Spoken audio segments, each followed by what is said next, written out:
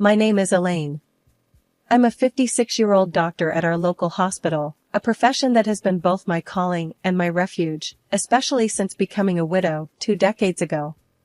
My life, outside of the hospital, revolves around my only son, Thomas, a 30-year-old who recently told me about his serious relationship with a girl named Clara.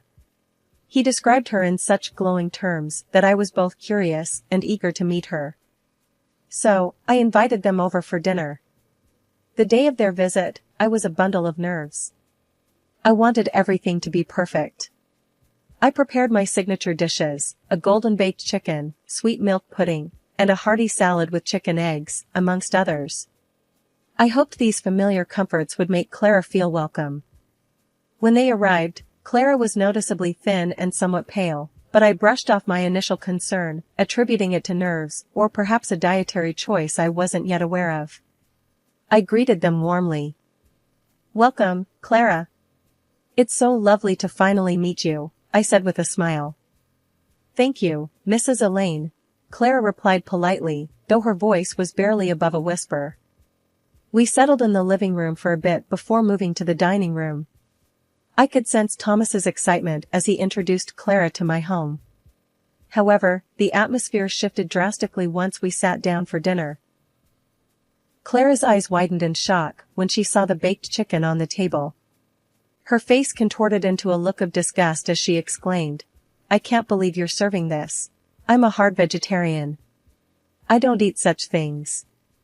Thomas turned beet red. "Mom, I'm so sorry, I should have told you about Clara's diet," he stammered. Clara cut in sharply, "Thomas, you're such a fool. How could you not mention something so important?" I was taken aback by her harsh words. It was uncomfortable to see Thomas being scolded like that. Quickly trying to remedy the situation, I offered, "Clara, I'm sorry about the misunderstanding. Perhaps you'd like to try some of the other dishes? Do they have any animal products? Eggs? Milk?" Clara interrogated, her tone accusatory. "Yes, they do," I replied, feeling a growing sense of unease. She slammed her hand on the table, pushing away the dishes. "I can't even stand the sight of them." Clara stood up abruptly and stormed out of the house, leaving Thomas to mutter an apology before running after her. Several months after the disastrous dinner, Thomas and Clara's wedding day arrived. Despite my reservations about Clara, I put on a brave face for my son's sake.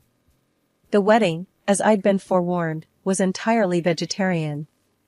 I had never been to a wedding like this before, and neither had most of our family.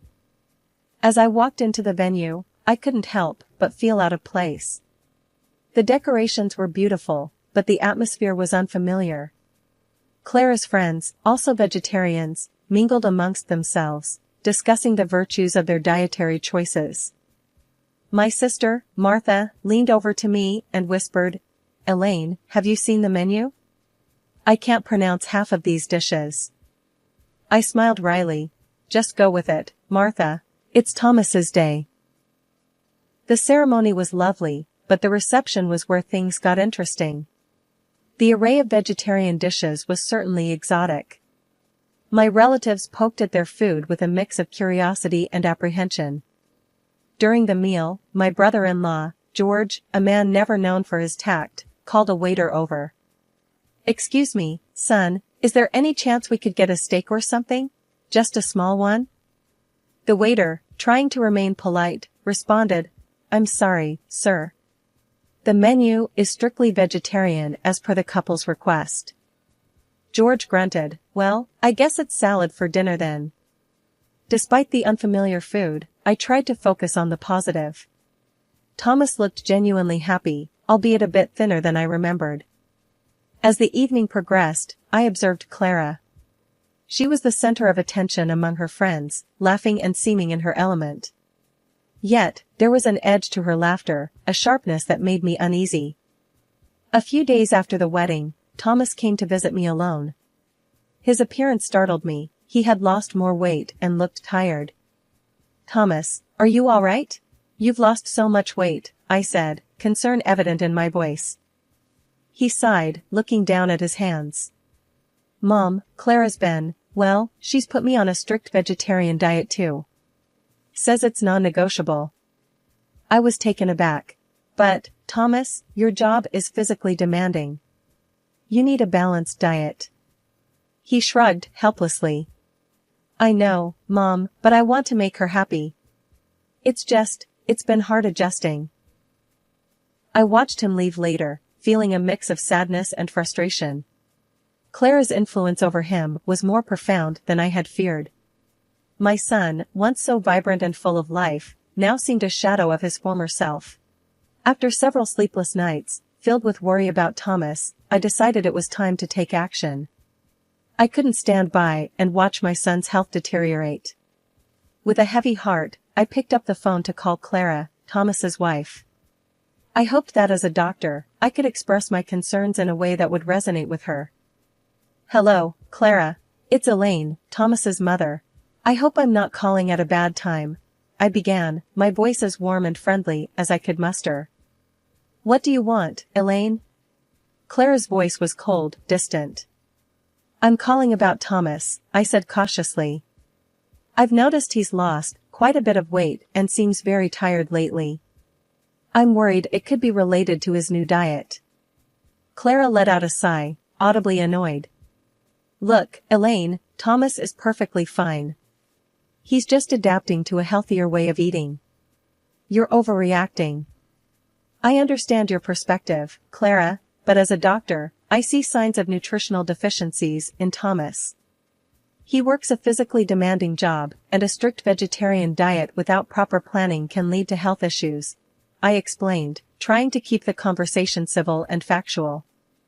Elaine, I don't need a lecture on nutrition from you. We've done our research. Thomas is on a balanced vegetarian diet, and that's that. You're not a dietitian, Clara retorted sharply. But Clara, there are certain nutrients that are hard to get from a vegetarian diet alone, especially for someone with Thomas's lifestyle. Perhaps we could work together to find a diet that meets his nutritional needs and aligns with your dietary preferences? I suggested, hoping for a compromise. Clara's voice rose in frustration. I'm not interested in your help, Elaine. Thomas is my husband, and we make our decisions together. You need to respect that and stay out of it. Before I could respond, she hung up. I stared at the phone, feeling a mix of anger and helplessness. Clara's unwillingness to even consider my concerns was alarming. Later that day, my sister, Karen, came over. I shared the distressing phone call with her. Karen, I don't know what to do. Clara just shut me down. She wouldn't even listen to my concerns about Thomas, I shared, my hands trembling slightly.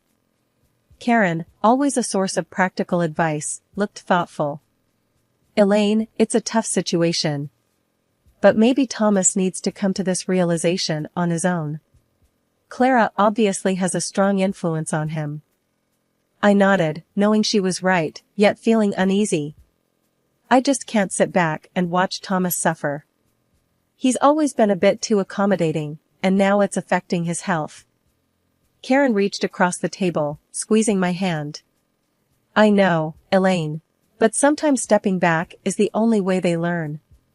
Maybe when Thomas sees the toll it's taking on him, he'll make a change. A few days after my futile conversation with Clara, Thomas came to visit me unexpectedly. It was a cold, gray afternoon, the kind that made you want to stay indoors. When I opened the door, the sight of him took my breath away. He looked nothing like the son I knew. His face was drawn and pale, his eyes lacking their usual spark. But it was the scratches on his face that alarmed me the most. Thomas, what happened to you? I exclaimed, ushering him inside. He avoided my gaze, a sign that he was uncomfortable. It's nothing, Mom, just a little argument with Clara. I led him to the living room, my mind racing with worry. Argument? Thomas, she scratched your face. This is serious. He finally looked at me, his eyes weary. I know, Mom. I don't know what to do anymore. I fetched my first aid kit and began treating his scratches gently. Tell me what happened, Thomas. You know you can talk to me. He sighed, a deep, troubled sigh. I went out for a quick bite. I just wanted to eat something more high-calorie and tasty, you know? I went to this cafe and ordered a burger. Clara saw me through the window. She stormed in and made a huge scene. I couldn't hide my shock. A scene? Over a burger? Thomas nodded, looking down at his hands. Yeah, she was screaming about me betraying our lifestyle, our values. She said I was poisoning myself. Then she scratched my face and told me to leave the house. I finished bandaging his face, feeling a mix of anger and helplessness. Thomas, this isn't healthy. You can't live like this.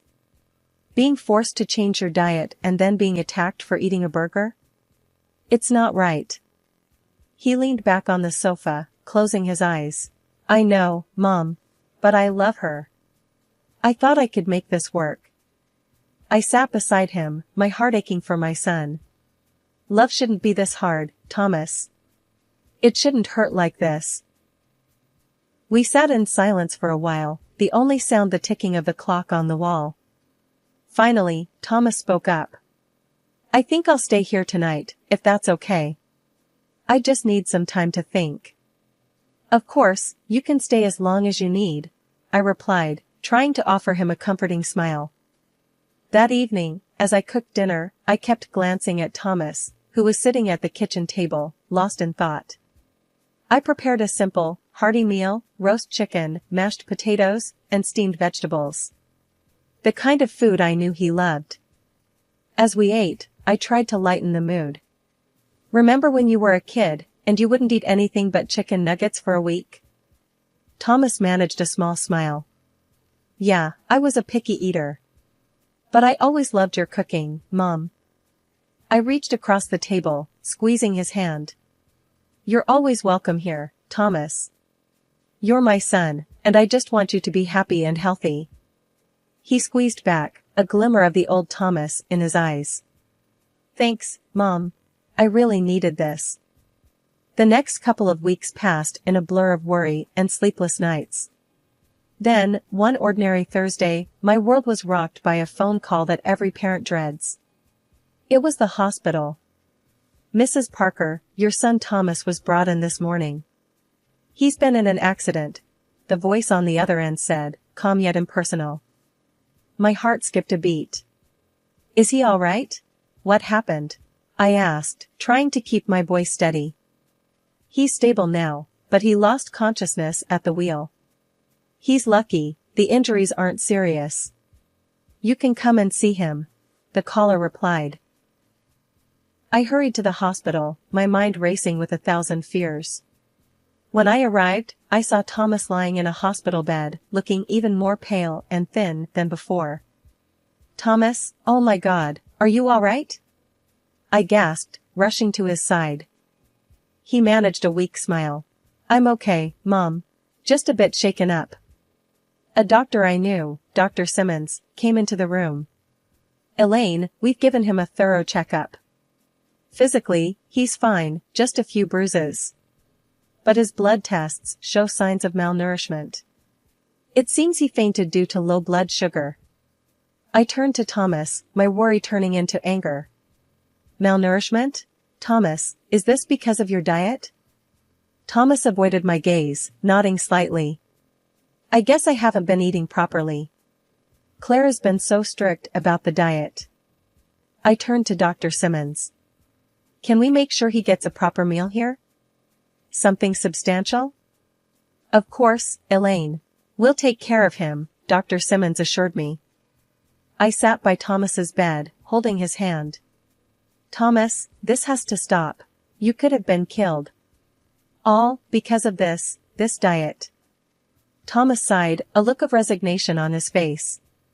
I know, Mom. I just wanted to make Clara happy. But not at the cost of your health, Thomas. This isn't just about food, it's about control. She can't dictate what you eat to this extent, I said, my voice firm but filled with concern. He looked away, his eyes filling with tears.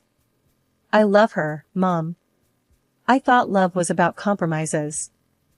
Compromises, yes. But not like this. Not when it puts you in danger, I replied, squeezing his hand. We sat in silence for a while, the beeping of the heart monitor the only sound in the room. Thomas eventually drifted off to sleep, exhausted from the ordeal. I tried to call Clara, but she didn't answer the phone. Maybe she was afraid of my reaction to what had happened, or maybe she didn't care. After Thomas was discharged from the hospital, I insisted he stay with me for a while. Clara didn't mind. At least she didn't reply to my message. Thomas needed proper care, and I wanted to make sure he got back on his feet, both physically and emotionally. The first evening at my house, I prepared a hearty meal. As I set the table, I could see Thomas eyeing the food with a mix of hunger and hesitation. "Mom, this looks amazing, but I don't know if I should." "Clara might not like it," Thomas said, a troubled look crossing his face. "Thomas, right now, you need to focus on your health. Clara isn't here, and you need to eat," I responded firmly, serving him a generous portion of roasted chicken and vegetables. He reluctantly began to eat, and with each bite, I saw a bit of color return to his cheeks. "This is really good, Mom."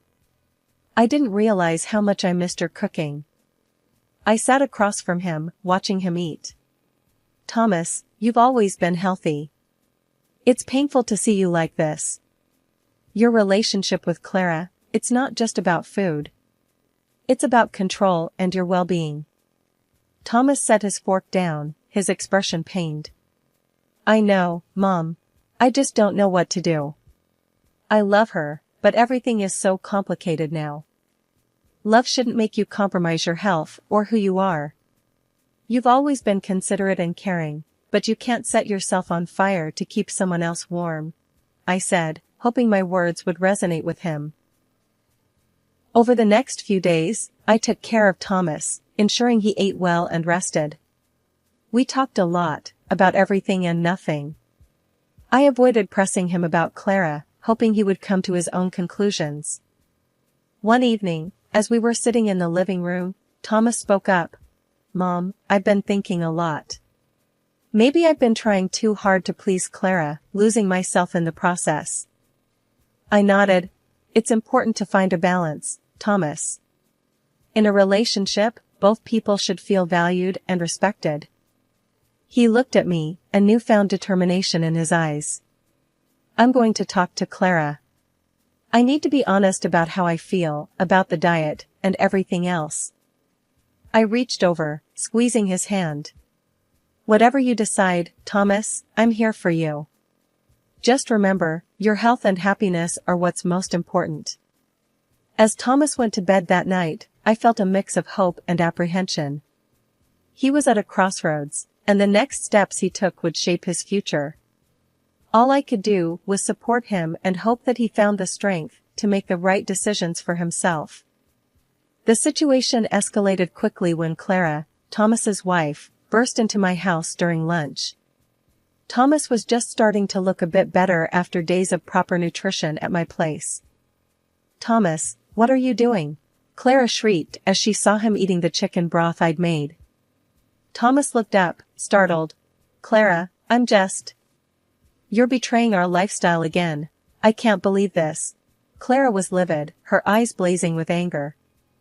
Before I could intervene, she knocked the bowl of broth from Thomas's hands, sending it crashing to the floor. I stood up, my own anger rising at her irrational behavior. "Clara, that's enough. You're in my house, and I won't tolerate this behavior," I said firmly. "You're poisoning him, Elaine, with your meat and your old-fashioned ideas," Clara shouted, turning her wrath towards me. Thomas tried to calm her down. "Clara, please, let's just talk about this." Ignoring him, Clara pulled out her phone. "I'm calling the police. I won't let you harm him any further." Thomas and I exchanged a look of disbelief as Clara dialed. Within minutes, a police car pulled up outside, and 2 officers came to the door. "What seems to be the problem here?" one of the officers asked, looking between Clara, Thomas, and me. Clara immediately began, pointing a finger at me. She's been forcing my husband to eat meat. She's trying to poison him against his will. The officer turned to me, his expression one of mild confusion and concern. Ma'am, is this true? I shook my head. No, officer. I'm Thomas's mother, and I've been taking care of him. He's been unwell due to malnutrition. I'm a doctor, and I was just trying to help him recover. Thomas spoke up, his voice weak but steady. It's true, officers. I've been staying with my mom for a few days to get my health back. I went to my kitchen counter and picked up a hospital report. Here's the report from when Thomas was admitted after fainting due to low blood sugar. His diet was insufficient, and that's what I've been trying to address. The officers took the report, glancing over it. Clara's face turned pale as the reality of the situation started to dawn on her. Ma'am, it looks like Mrs. Parker has been acting in her son's best interest, the officer said to Clara. If there's no actual harm or criminal activity here, we can't take any action. Clara was speechless, her earlier fury deflated. The officers advised her to resolve the matter peacefully and left. Thomas looked exhausted by the whole ordeal. Clara, I think you should go. We need to talk, but not now. Not like this. Clara, still in shock, quietly left the house without another word. I watched her go, feeling a mix of relief and sadness. The whole situation had spiraled out of control, and I worried about what this meant for Thomas's future with Clara. In the weeks that followed the police intervention, Thomas stayed with me, slowly regaining his strength and clarity of mind. We had many long conversations about his marriage and future. One evening, as we sat in the living room, a sense of resolve seemed to settle over him. Mom, I've made a decision, Thomas said, his voice more assertive than I'd heard in a long time. I looked at him, feeling a mix of apprehension and relief. What have you decided, Thomas? I can't go on like this with Clara. Our marriage, it's not healthy. I'm going to file for a divorce, he declared, though I could see the pain in his eyes. I reached out, taking his hand. I know this must be hard for you, but I think you're making the right choice. You deserve to be happy and healthy, Thomas. He nodded, a sad smile on his lips. I know. I just wish it didn't have to come to this. The next few days were a whirlwind as Thomas set the divorce process in motion. It was a tough time, but he handled it with a strength that made me proud. When the day came for him to move back into his own place, I helped him pack his things. As he was about to leave, he turned to me. Mom, I can't thank you enough. You've been my rock through all of this. I hugged him tightly. You're my son. I'll always be here for you, no matter what. A couple of weeks after Thomas moved out, I received a call from him. He sounded different, more like his old self.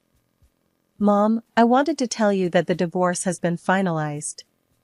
And I decided to take legal action against Clara for her role in the accident. I was surprised. That's a big step, Thomas. Are you sure about this? Yes, I am. It's not just about me. It's about setting things right. And, the court ruled in my favor. Clara has to pay me compensation, he explained. I could hear the confidence in his voice. I'm proud of you, Thomas. You're standing up for yourself. There was a pause before he spoke again. I've also started seeing a counselor. I think it's helping me understand a lot about myself and my relationships. Hearing this brought a sense of peace to my heart. That's wonderful, Thomas. Taking care of your mental health is just as important. As we ended the call, I felt a wave of emotions. The past months had been a roller coaster, but through it all, Thomas had found his way back to himself. He had faced his challenges head-on and emerged stronger. The future was uncertain, but I knew that whatever it held, Thomas was now better equipped to face it. And as for me, I would continue to be there for him, his steadfast support, as I had always been.